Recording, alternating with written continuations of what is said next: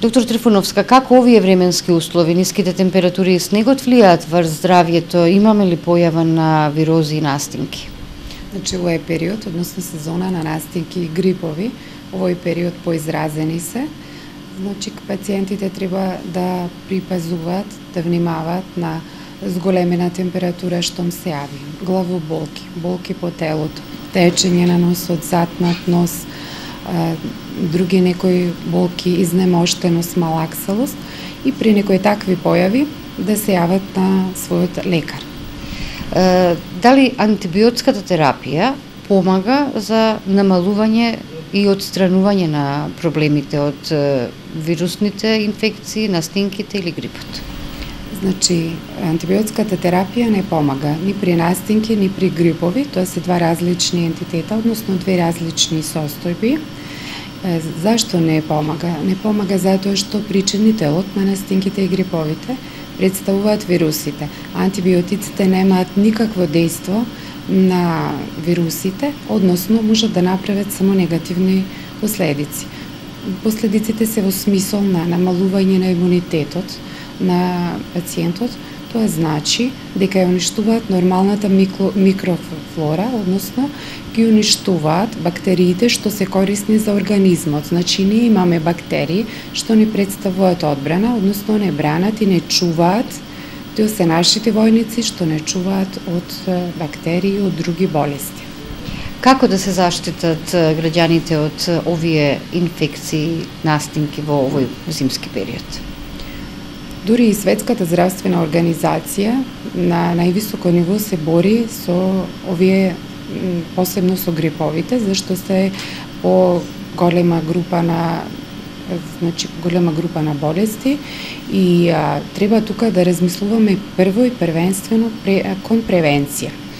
Значи, во текот на февруари се изготвува цела програма, се изготвуваат вакцини, односно типови и подтипови, што ја содржа таа вакцина и во текот на 10 и 11 месец се спроведува имунизација, односно вакцинирање на населението, посебно ризичните групи. Ризични групи кои се ние како медицински лица, исто така и сите оние пациенти кои што се таргетирани како ризични во смисол тие што имаат срцеви и респираторни и тешки заболувања, во смисол да се заштитат од компликациите од грипот. Тоа е еден тип на заштита. Друг тип на заштита, секојдневен тип што сите го применуваме, значи многу е здраво да се излегува во надворешната средина, но мора да се има топла облека. Да се избегнуваат простори каде што има многу луѓе, институции од типот на градинки, училишта и некои други, додека се, нели колку што се може, затоа што грипот представува една капкова инфекција што се пренесува со кивање и со кашлање. И исто така пациентите треба да си пијат топли напитоци, супи, компоти, чаеви и да се зема големо количество на витамин С. Како специјалист по семејна медицина, колку еден заболен во семејството значи опасност и за останатите во семејството? Секој заболен е во семејството и како единка што функционира во градинки, во училишта, во институции, вработен, значи можелно е да се изолира, во смисол да се изолира во својот дом. Другите домашни може да се заштитат со маски или со други средства. Значи треба да се земаат топли напитоци и напитоци од комбинирани препарати што содржат во себе парацетамол, што содржат витамин С, големи количества за зголемување на имунитетот. И такви едни препарати да се земаат на 6 часа, односно најблиску на 4 часа и со тие препарати да се намалат сите симптоми. Во смисол на болка, главоболка, да се намали температурата и ја би апелирала задолжително пациентите да се јават на лекар, да не посегнуваат по препарати на своја рака.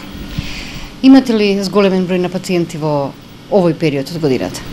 Секако дека имаме по сите ординации, преполни се ординациите заради условите што се случуваат надвор, заради тоа што се намалени температурите, па во подем се вирусите, а има и бактериски инфекции. Значи мора да се внимава, не е само грипот као ентитети на настинката присутен, туку имаме зголемување на горно и на долно респираторните болести, што се бараат една посериозна терапија, еден посериозен пристап заради терапијата и заради компликациите кои може да се јават.